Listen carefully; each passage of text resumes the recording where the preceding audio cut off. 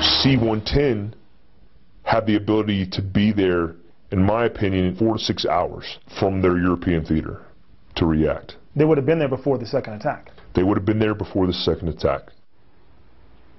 You just heard from a whistleblower who is now speaking out about Benghazi, his identity hidden for fear of reprisal, saying that the U.S. did have time to get there and intervene and possibly save lives. As we know, the 2 former Navy SEALs were killed in the last hour of the fighting that night. So our next guest is promising explosive hearings on Benghazi in short order. He says these will happen soon. Republican Congressman Trey Gowdy, House Oversight and Government Reform Committee, joins me now. Congressman, good morning. Good to have you here. What's your reaction? Thank you for having me. I know you know a lot of the background on this. When you listen to that whistleblower's soundbite, talk about where that C-110 group was positioned. What goes through your mind? That's one of the central issues that remains unanswered despite the fact it's been 7 months. Remember, Martha, there are 3 tranches here. The decision not to provide security beforehand, what happened during the siege, why assets were not employed, and then why Susan Rice misled all of us on 5 Sunday talk shows. You have competing narratives. You have the so-called Accountability Review Board. What I'm primarily interested in are the eyewitnesses. It is sad that someone would have to cloak themselves in confidentiality for fear of reprisal, but that's where we are. So that's why Darrell Issa is very clear. There will not be any retribution. We will protect you. We'll provide you with counsel if necessary, but we need people with firsthand knowledge to come forward. We've had some, but we need them all. We had John Boehner, the speaker, on the show last week, and here's what he said that sort of hinted at where we are now on all this. I don't think that we've gotten to the bottom of what did the State Department know, when did they know it, why they didn't take action. And then, during the attack itself, why weren't assets brought in? Why wasn't our government doing more to protect the Americans who were on the ground? You know, I thought it was very interesting when we got the Accountability Review Board look at all of this. And there was definitely an effort to close the book on this thing after that. That, you know, we've done our research. We know what happened. The Pentagon was not to blame was one of the outcomes of that report. There's no way that they could have gotten anyone there in time. We heard from the Joint Chiefs of Staff. Mike Mullen also basically said the same thing. So, you know, this is coming from very high up that there was no way they could have made it there.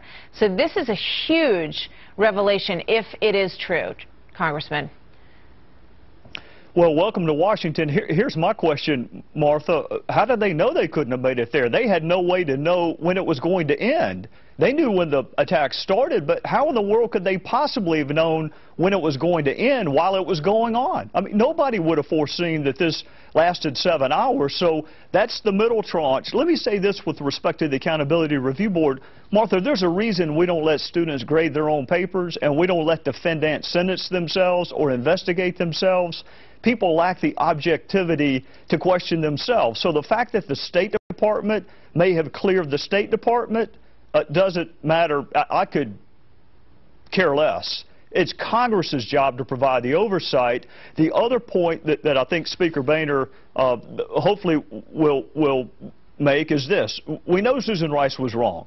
We know that she was demonstrably wrong. What I want to know is whether her intentional misleading of her fellow citizens actually hampered the investigation going forward. We know she contradicted the evidence. We know she contradicted the president of Libya. What I want to know is, did her misrepresentations affect our ability to investigate what happened in Benghazi in the hours and days thereafter? Because we know the crime scene wasn't secured. We know the Bureau didn't go for 2 weeks. What I want to know is, was it because Susan Rice directly contradicted the president of Libya with her Sunday morning talk show appearances? Because there's a difference between just being wrong and being intentionally misleading. Oh, that's a big question, and you're right about that. What about Hillary Clinton and her role in this? She has testified at one point, you know, she said, what difference does it make? We lost 4 people that day in Benghazi. What difference does it make? Why or what triggered the events of that day? Are we going to learn more about that? I wish she had asked that question in a committee where I was present. I wasn't present when she asked that. Anytime government fails to provide security for people that we send under our flag into a foreign land to represent us, it matters. And anytime the government has the ability to provide aid during a siege and does not do it, it matters. And anytime high-ranking officials that we trust deliberately misrepresent facts to us, it matters. I understand that she has political aspirations. That's great. If she wants to run for president, more power to her. I'm more concerned about 4 murdered Americans and what our response as a country has been, much more so than her political future. All right. Well, we're going to also talk to Victoria Tensing, who's one of the attorneys who's representing one of the 4 people, 3 from the State Department, 1 from the CIA, who are ready to talk about what they know about what happened in Benghazi. Congressman Gowdy, obviously, we will be watching very closely, and we'll speak to you soon, we hope. Thank you, sir. Yes, ma'am. Thank you. You wonder if what Speaker Boehner said last week on our program was the precursor to what we saw last night. Yeah. Because he said these witnesses are starting to cooperate with the investigators, and now we wait to see where it goes, and really looking forward to what Tensing has to say. Yeah. Coming up.